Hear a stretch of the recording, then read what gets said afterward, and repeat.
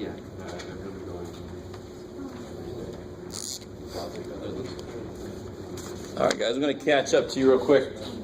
So up there, you could double check if you got the same numbers I did. I'm always going to ask this first question. Quizzes and tests, I'm going to ask this first question. Now, there's two things you got to tell me. And the book actually has three. One of the three things the book says is they have to actually be numbers. Thanks, book. All right, so numbers would help. But as long as they're numbers, then they have to add up to be 1. And they have to be between 0 and 1. So you just got to tell me that. So show me that they add up to be 1 or close to 1. If it was 0.999, why do you think it's that? Somebody had to round somewhere, and it's going to be off a little bit, just like our relative frequencies used to do. And then it's got to be between 0 and 1. You really just have to state that. Show that's true. Part B. So the idea of at least 1 doesn't really care about the numbers. The idea that really is at the core of that is whatever I leave out, I can do 1 minus that. Or you can just add the damn things up. So what's at least 25? 25, 40, 60, 65, 100. You can add those probabilities up. Nothing really wrong with that. Or you can do 1 minus the only probability I leave out. And what age is that related to? Who do I leave out? 21, the people that think they're going to retire at 21, right? So 1 minus 0.07. You never know. It's happened before. Right? Not me. So I can do 1 minus 0.07. That's 0.93, so 93%. Or you could add up 21, 25, 16, and of course it's going to add up to be 93. If you really think about it, if they all add to 1, 1 minus one of them has to be the other ones. It only mathematically makes sense. All right. Cool. So that's part B. Part C. Where's the mean up there? Where would it come from up there? Yeah, which is the third column there, right? So if you add those up, what do you get? Yeah, 47.17. Now, is that the same thing if you add up the ages and divide by 6? I put money on it not being that. You don't even have to do it. Why are those not the same? They're weighted. And what's the most likely age that a kid would think? 65, right? So somehow these kids are into it. They know 65 is all right. The 21 and 25 and 40-year-old guess, I don't know about that. Is everybody with it so far? Are you guys getting this so far? Is that all right? Okay, take your word for it. The variance now, if I add up list 4, I'll get this. Because list 4 is x squared times p of x. So if I add those up, add that column up, I'll get the number that goes here. I'm hoping I will not have any more people trying to plug stuff into here. That would get very freaky. I don't have to do that. This is adding up a bunch of these. So when you add those up, what do you get? That last column, what do you get when you add those up? Yeah, 25, 63.37. And then I subtract the square of the mean, and that'll be my variance. Bless you. So I got 338 point something.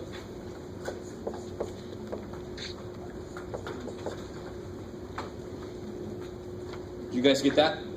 Yeah. All right. So far, that's 338.3611 square years. I don't understand square years, so that's why we take a square root. So when I take to find the standard deviation, the square root of that, what do you guys get for that? 18.4. Yeah, 18.395. Remember, your dorky teacher makes you go 3 places out. Okay, cool. So I'll take your silence as saying that this is what you got.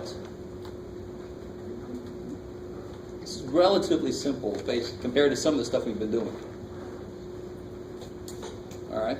And then part D, you should be used to this. I told you a while back that I'm going to ask you this question over and over again. So if you put the mean in the middle, and you go up one step and down one standard deviation.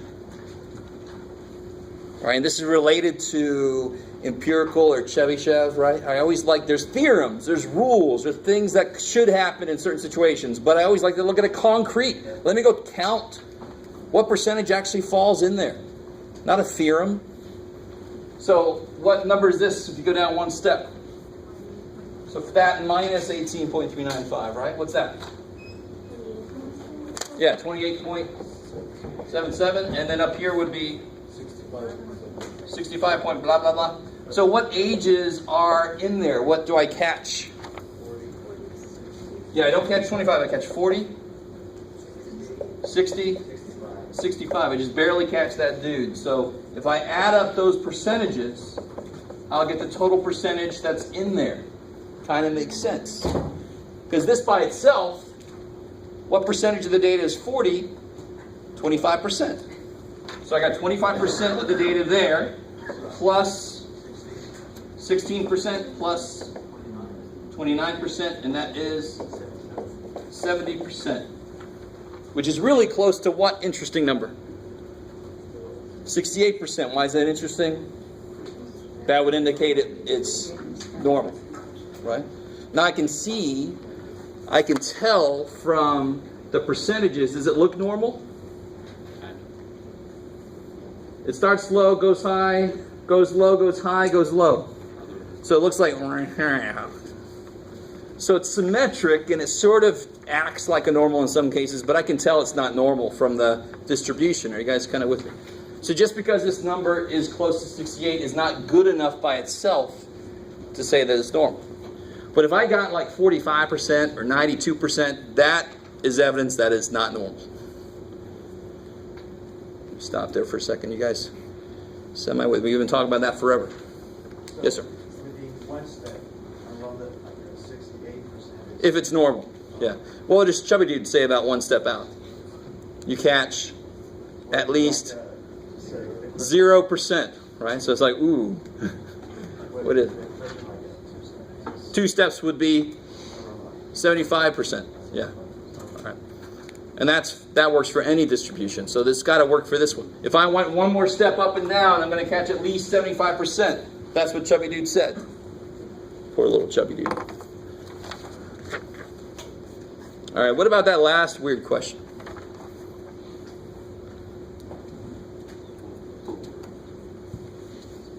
So I know there's 200 kids, right? From the very beginning, there's 200 kids. What percentage of them believe they'll retire before they're 50?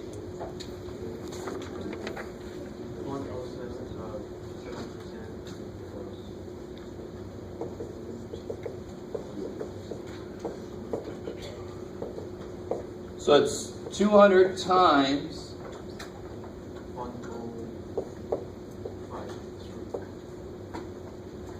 53% of 200 kids believe they'll be retired before the age of 50. So what is 0.53 times 200? Yeah. 53 times 2. Does that make sense by itself? I mean, when you answer a question about what's the probability that it's whatever, you can then multiply that by the total number to see how many that represents, what total number that actually represents. All right. So that's section 5.2.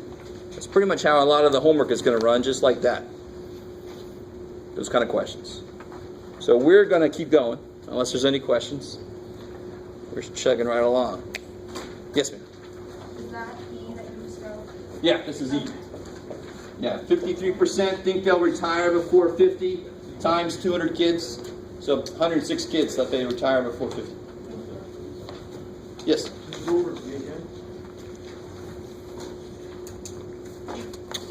Whoa.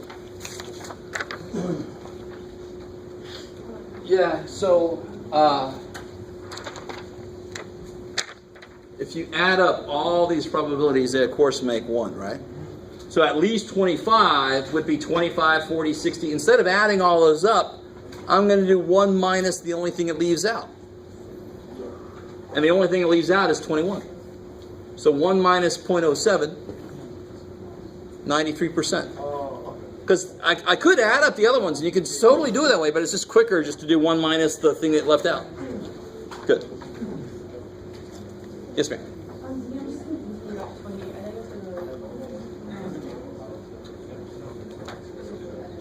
So the standard deviation was how big? It was 18.395, right?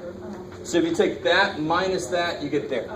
So one step down, one step, and then one step up, and then see what you catch. Cool. Throwing the net out, trying to catch fish. Whatever you want to look at it as. Yes?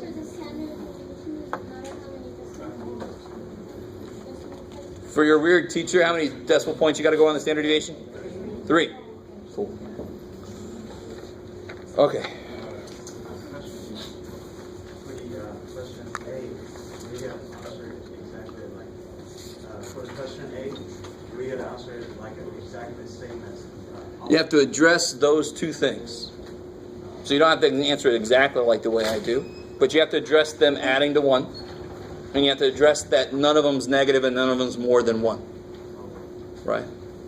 Because I mean, I could have a really silly example where I have like this is 0.8, 0.4. That's already too much, right?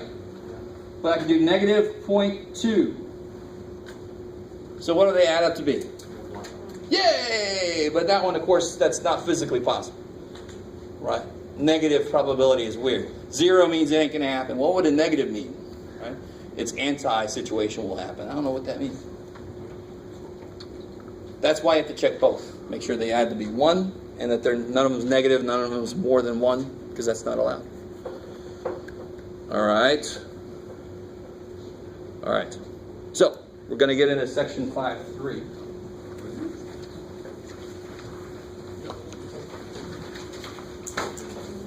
Moving right along.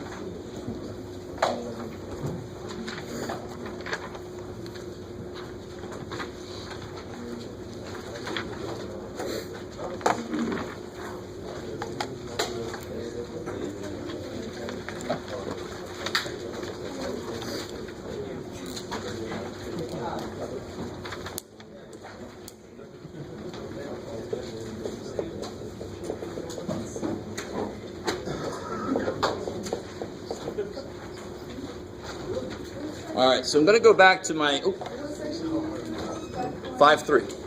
Yeah. I'm going to go back to my old standby, left-handed versus right-handed. We'll call it left-handed and not left-handed, just in case somebody counts themselves as ambidextrous, or you're worried about somebody who lost an arm or something. We'll just say left-handed or not left-handed. So what's the probability? So I'll say the probability of left-handed is 0.11. So what's the probability of not left-handed?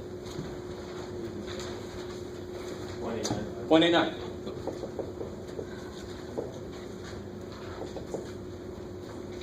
All right.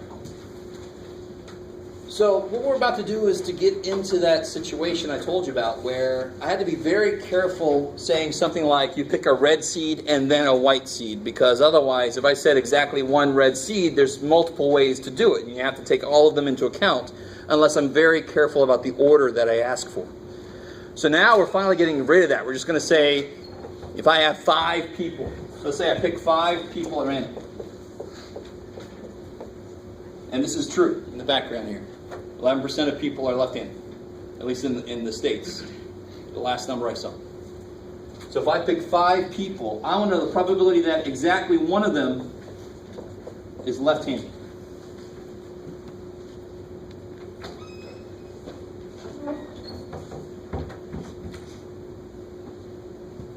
So let's do this. Let's make something that'll make. Let's do something that's going to make our calculations easier. Plus, it's just what you do in general, so it's a good idea to get used to it now.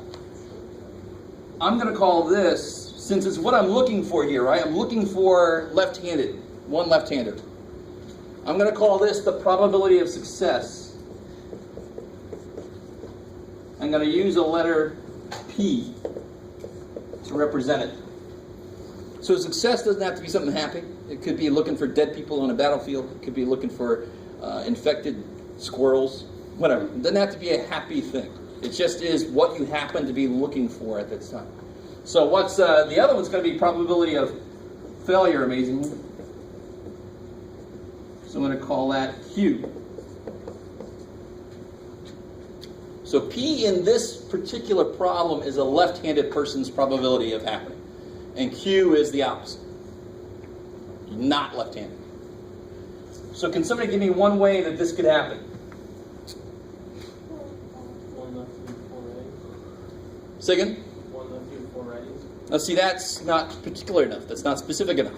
So maybe you mean the first one is left-handed. And the other ones would be what?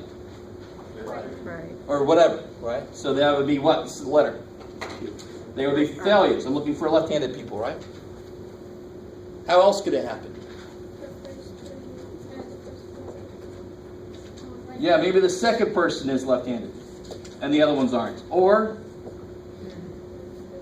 the third person is left-handed. And I think you get the idea. Or that one or that one. Good Lord. So thank God I only picked 5 people. And this list I just created, the minute I said, if I said 2 left-handed people, can you guys see how that list is going to get larger than you might think? Because 2 could be left-handed, and if I said 2, maybe the first 2, or maybe the first one and the third one, or maybe the fourth one and the last one, or maybe the first one and the fourth. Holy shit. So there's 2 things I want to accomplish here. Number 1 is, I want to show you how these are all the same. They're all the same probability. I think some of you guys already know that. In fact, I think that was your point almost, was it's the same damn thing. I don't care where you put the dude. And the other part of this is, how large is my list? Because what does this mean? What does OR mean? Add. And why am I multiplying here? Because I want the first one to be left-handed. And, thank you, the next one to be not left-handed. You with me? And means multiply. So that's why all these are multiplied. I want the first one left-handed and the second one not and the third one not. Or the first one not and the second one yes and the third one not. You with me? So this total probability, I've got 5. 1, 2, 3, 4, 5. And what do these all look like algebraically using rules of algebra? Maybe laws of exponents. What would they all look like?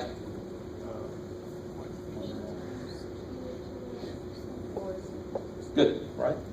So some of you guys are like, oh, that's what you meant.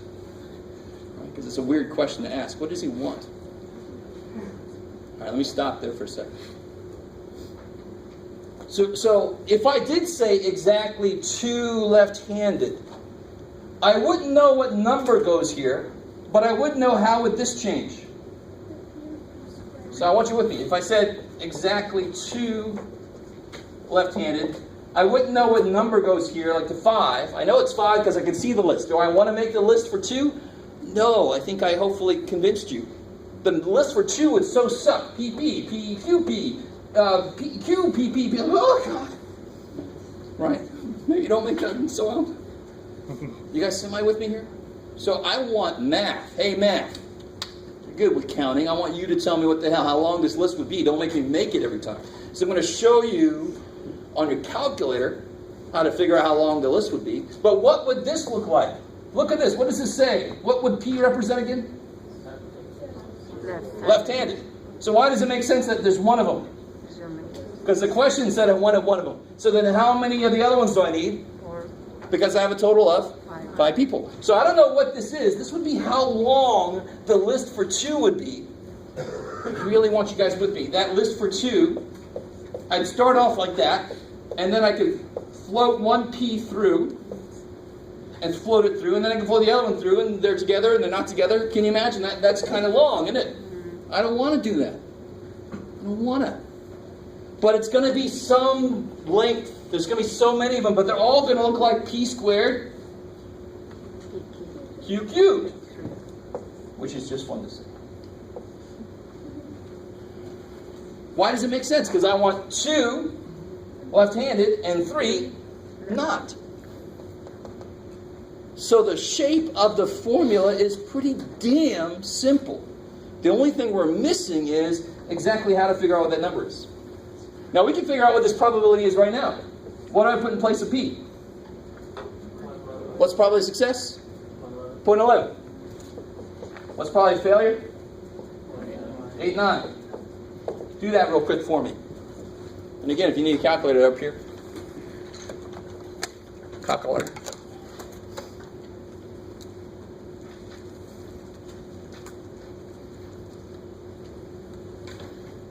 What do you get?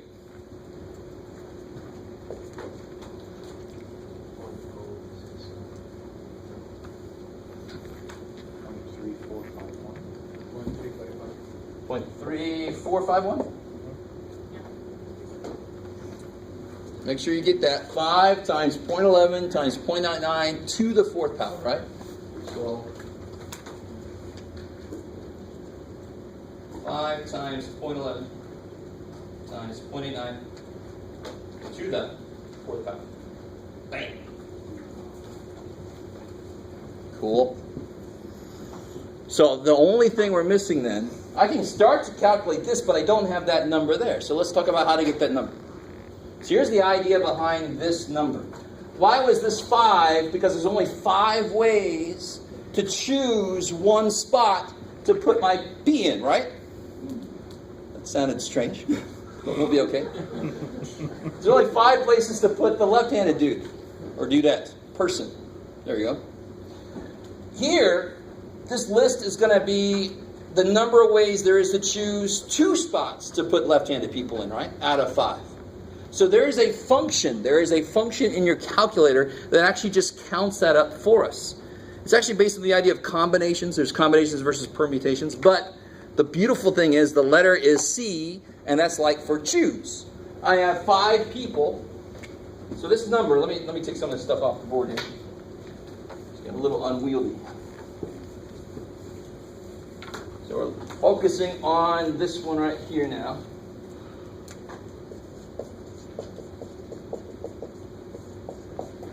That's not too good. So it's going to be, here's what it looks like. I got 5 people and I want to choose 2 of them. This represents how long the list would be. So if I did 5, choose 1, that would represent that, and the answer should be 5, because that's how long the list was. Right? And then this is going to be 0.11 squared and 0.89 cubed. Yeah. So first off, let's try to do this in the calculator. Make sure it's 5. If it's not 5, you can all just go home and forgive me. So I'll hope that I put it in here right. So here's how you do it. If you have your calculator, here we go. 5. Then you go to math. So put a 5 in there. Go to math. PRB for probability. Hey. The third one down. NCR, so that's C for choose. I want 5 people. I want to choose 1 of them. And there's 5 ways to do that. It makes sense. If there are 5 people, I have 5 ways to choose 1 of them. Yes, sir. For the NCR, which one is it? The third one. The third one? Yeah. So go to math. Probability, PRB, see here? PRB. And the third one down. I got a little handout I'm going to give you. Actually has this on there. And it's on your calculator Bible too, pretty sure. Or the calculator handout. I used to call it calculator Bible. So let's do 5, choose 2. So if I do 5, math, probability, choose 2. So it wasn't nearly as long as you thought. But still, if I try to do it by hand, I could very easily miss a situation, right? So now I can do this probability. 5, choose 2 is how many there would be. So there would be 10 ways to do this. There's 10 ways to do 2 left-handed people and 3 not left-handed. There's 10 ways to do that. That's how long the list would be. So 10 of these, 10 times this mess. So to put in the calculator, I just put 5, choose 2 times 0.11 squared times 0.89 cubed. So that means that if you randomly select 5 people somewhere out in the world, there's an 8.5% chance roughly that 2 of them exactly will be left-handed. So if you've ever wondered how they figure out how many left-handed, now in here it doesn't really matter. There's no desks, there's tables, so everything's left-handed, right-handed. But when you go into a classroom with the normal desk, not the ones over there, if you've ever been on that side of the campus, they could be left-handed or right-handed, right? So how do they figure out how many left-handed desks to put in there? Well, let's say a classroom's got 50 chairs.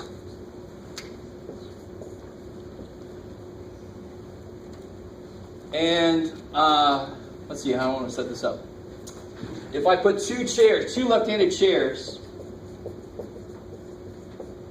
in a 50 classroom spot, 50 chair spot, a classroom, what's the probability that that'll work out? What's the probability that exactly two left-handers will come in the room? So 50 choose 2. What would go here? I got 50 people, 50 chairs. I want to choose 2 of them to be left-handed chairs. Am I thinking correctly? If I got 50 people, I want to choose 2 to be left-handed. There we go. 0.11 squared. Cool, because I'm choosing 2 of them to be this. So then how many are the other thing? Beautiful. So what do these two numbers always have to add up to be? The total. Yes. Right. So this formula is almost too easy to trust. So let's see if the calculator can handle this. Sometimes it's overflow for the poor little dude. 50 choose 2. 0.11 squared. Not squared. Yes. Times 0.89. This is the part I'm worried about. 48 power. All right, cool. So there's a 5.5% chance that out of 50 students, you'll have exactly 2 left-handed. You guys kind of with me? How many? Oh, yes. So the parts of this formula, and here's what the formula looks like in all its glory. You ready? This is the formula we're talking about. The total number, choose this many, right? This is the number of successes I want. Stop there for a second. That's what we keep doing, right? So when I had 5 people, I wanted to have 2 of them left-handed. It was 5 choose 2. 5 total people choose 2 to be left-handed. So in general, it's how many people you got or how many things. Choose so many of them to do something. To be defective or to be dead or whatever. Right? So how many successes will I have?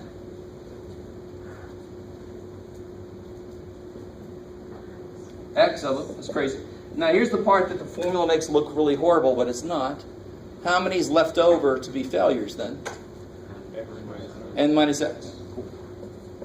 And again, these just have to add up to be N, and they do. So this piece is the part that tells me how long the list would be. I really want you guys to keep in the back of your mind when we did this, and we made the list, and there were 5 of them, that was an easy list to do by hand. But if I got 80 people and I want to choose 12 of them to do something, holy crap. The first 12 could be, or the first 6 and the last 6, or the middle 2 and the first 4 and the last 3, and the holy shit. That 80 choose 12. Let's see.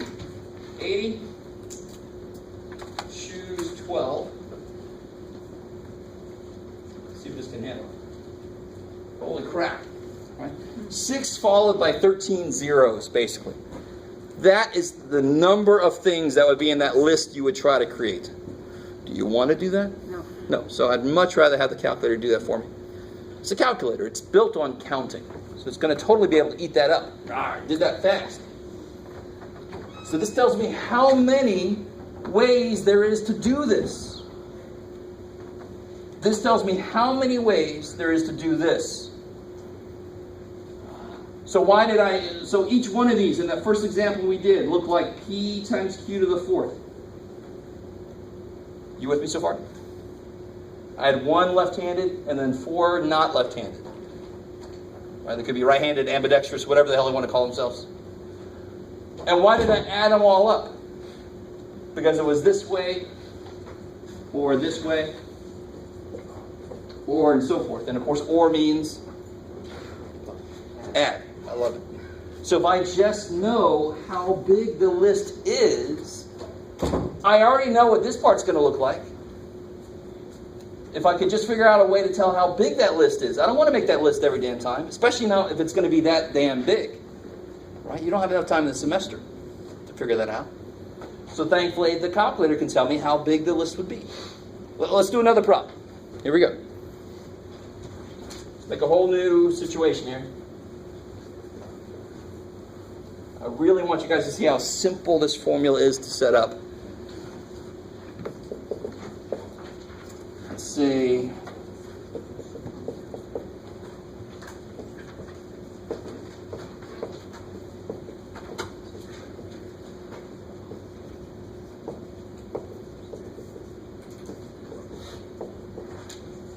It's probably not true, but let's say 83% of Grossman students have to take stats. Right? Stats is one of those courses that a lot of different majors need.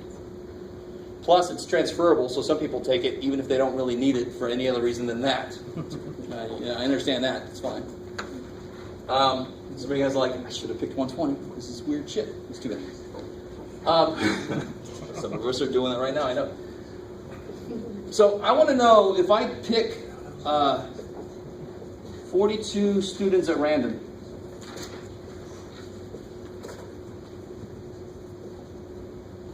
What's the probability that, what you got you?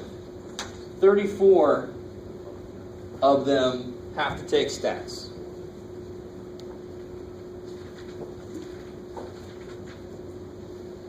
So if I pick 42 students at random, what's the probability that 34 of them have to take stats? So here's this formula. This formula is beautiful if you let it be. And only a math person would probably say that, but it's true. How many people do I have? Total? 42. How many do I want to choose for this problem? 34. That first part, very simple, right? That's the first part of the formula right there that I erased just now. 42. Good job, Jeff. I got 42 total people, and I want to choose 34 of them to do something. In this case, to have to take stats. So physically that makes sense. Physically that makes sense. To answer this question, you got to have 34 of them actually have to take stats. Mathematically, this piece just tells me how long that list would be, and this list would be damn long. Trust me. So what do I put here now? What's P? So N is 42. What's P? 83.8. Yeah, 0.83, because I'm looking for having to take stats, right? So P is 0.83. So what's Q? 0.17. Kick ass. Be careful. Don't put 83 in there. Holy crap. Your calculator will start to smoke. Right? So see, this is going to be damn big. These two are going to be damn small. They average out to damn normal. Right? If you have one of them's off kilter, your calculator is going to go overflow or something. So what do I put here? Yeah, 0.83. And how many of those do you want? I want 34. I want 34 successes. So how many of the other guy? How many failures? 8, because I've got 8 left. So 34 successes, 8 failures, and there's this many ways to do that. The formula sets itself up if you let it. So let's see what happens when we plug that in. So 42. Choose, what is it, 34? So 0.83 I want 11, I'm sorry, 34 of these. And 8 the rest of these. So there's about a 14.6 roughly % chance. So if you picked 42 students at random, the probability that exactly 34 of them would have to take stats is about 14.6%. Now, on one level, I want you to realize, if you really start to think about it, that by itself is not the most useful thing to know. But this is a building block. We are working towards answering really interesting questions, such as the one about the airplane. How many tickets do you want to sell so that you'll only piss off 2% of the people or something? Your PR department says, we can withstand 2% of people being upset at us. Cool, I'm going to sell that much over, that many seats more, you guys, and then some will have to be bumped, and we can, our image can withstand that assault, right? Yeah, I had to get bumped off the damn airplane. Well, I didn't. I was fine. So screw you. I like that. You guys kind of with me? I mean, we're working towards that direction. This is just one building block in that direction. All right. So that's one thing. Now let me ask you this. How many students would you expect? How could you calculate the number of students you would expect to have to take stats out of 42? What makes sense here? What percentage of students have to take stats? 83%. And if I pick these people at random, what percentage of these people should have to take stats? 83%. There should be no bias. They should represent the population. So what would I expect? What's the expected value? I heard that somewhere before. He says in a teacherly way. Expected value, what would it be?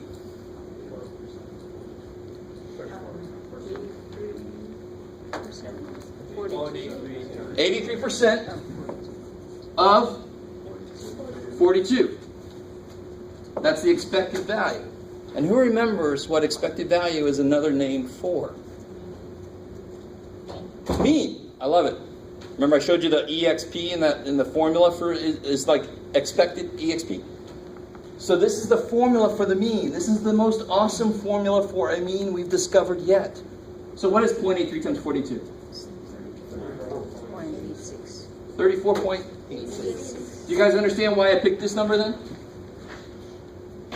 If I try to do 11 here, it might come out to be 0 because it's so far away from what it's supposed to. Or it might come out to be overflow or something. I want to be close to what's expected so I know the answer comes out to something normal. If we try to do this whole problem with 11 here, that is so far away from what I expect that the probability probably comes out to come 0 in the calculator because it's like 0.80 zeros and then a 3 or something. Are you guys with me? So that's how I figured out to put a 34 here is I real quick tried to figure out roughly what the mean was, and I got really close. So it's not always true, but the highest probability most likely would be 35. If we did this again with the 35 here, we would probably get a higher percentage. Why does that make sense? Because it's the expected value. You guys semi with me. The reason it doesn't always work is because the expected value is actually not necessarily the highest point on a distribution. Sometimes it's actually, going to be, it depends on if it's skewed or not, but I'm not going to get too deep into that detail. But let's try to do it again. If we did it with 35 in here, let's see what we get. So here's the beautiful thing about these formulas. Watch. If you hit second, enter. If you don't know this yet, it's awesome. You can just go back and make it. That'll be a 35 now. Where do you get 35 from? 42. Just rounded up the expected value, right? So this now I want 35 successes. How many failures do I want? Yeah, I want the rest to be failures, so 7 failures. So if you're not left-handed, I'm calling you a failure. That's all right. So look at that. Hey, most of the time, the highest chance, the highest probability will be the expected value. So I want to do one more problem like this, and then I want to show you a little bit more about this mean stuff. And real quick, you actually can tell me what this formula is. The mean, and let me call this what it is. Every single one of these problems, how many probabilities are there? There's a probability of success, and there's a probability of failure. So it's not very surprising that the name of this kind of distribution has the word bi in it, like bicycle, because there's 2 options. This is called a binomial probability distribution, because there's 2 things that could happen. And you can make rolling a die binomial, because you could say it's a 5 or not a 5. There you go, 2 outcomes, right? You can make everything 2 outcomes. How are we doing so far? The reason I wanted to give that a name is because now I can say the binomial probability distribution formula for the mean is beautiful. What's 42? What letter is 42? What letter represents 42? N, because it's the total number. What letter represents 0.83? P.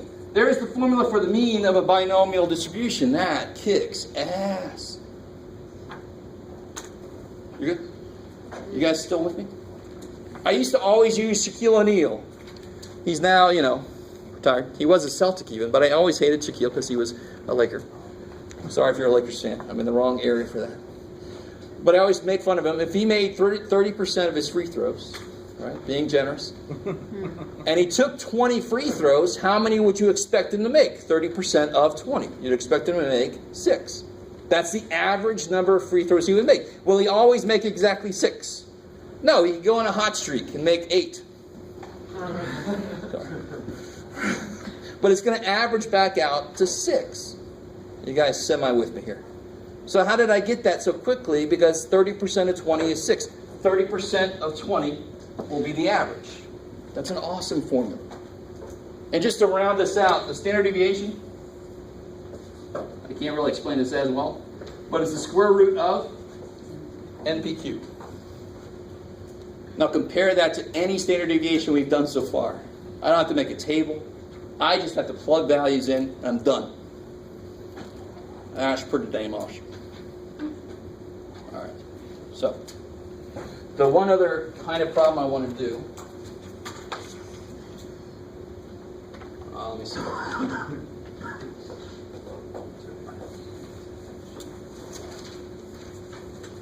Let's see if I can remember now. I've been talking so much.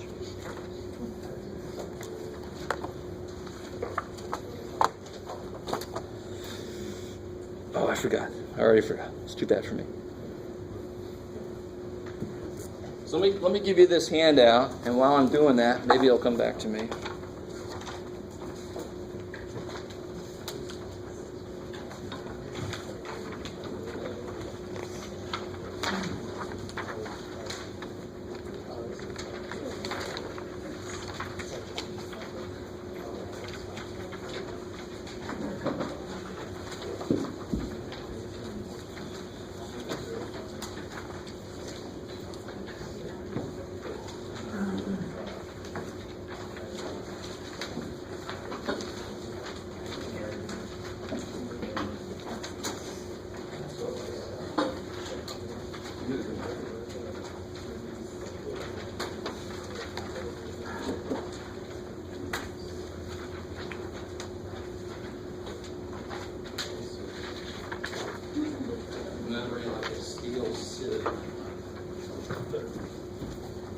There's a problem, there's a situation in the book where they said, you flip a coin 1,000 times. Stay with me now. And what's the most likely number of heads? What's the most likely? What's the expected value? Heads. So what is that? 500, right? Number of.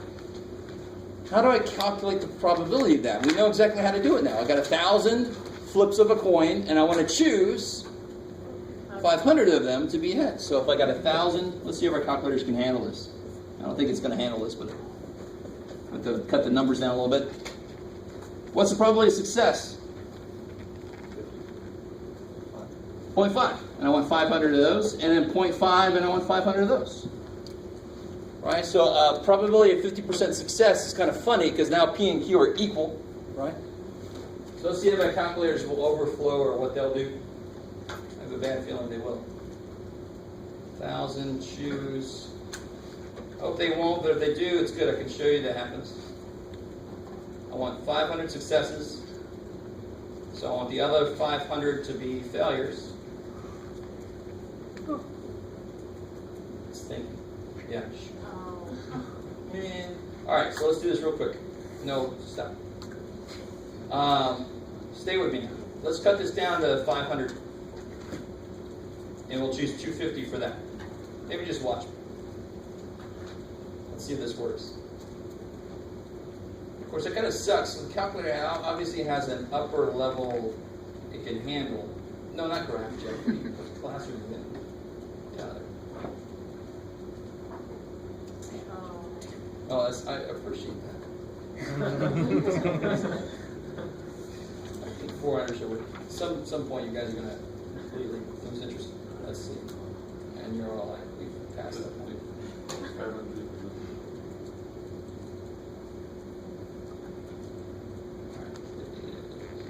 probably gonna open. Alright. What I'm desperately trying to show you is this idea of unlikely versus unusual. Somebody was asking me about that earlier. So the probability of getting exactly half heads should be the highest probability, but that probability could actually be itself pretty damn low. Please work this time. All right, good. All right, that actually worked beautifully. So is that officially unlikely? It's less than what? It's less than 5%. So that is officially unlikely to happen. But it's the most likely damn thing. If I flip a coin 300 times, the most likely number of heads is 150. If I put in any other number besides 150, if I do choose 149, so 149 and 151, it's going to be a little bit less than that. So, and that's because this thing looks like this. It doesn't get up very high. Poor little dude.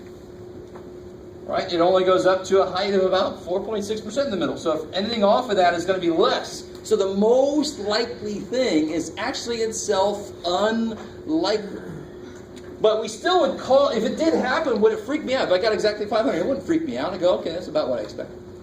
If I got 501, if I got 499, that's about what I expected. Right? All right. Whew. So, what I want you to do, this is like 2 handouts in one day. It's crazy. So I want you to try to do as much of this as you can. Call me over if you need some help. This is the first time I've got fill in the blank stuff. Got a colleague that has tests like that. That's always good. So you're like, too bad you didn't take him. Get your A and not know shit. I seem to be upset.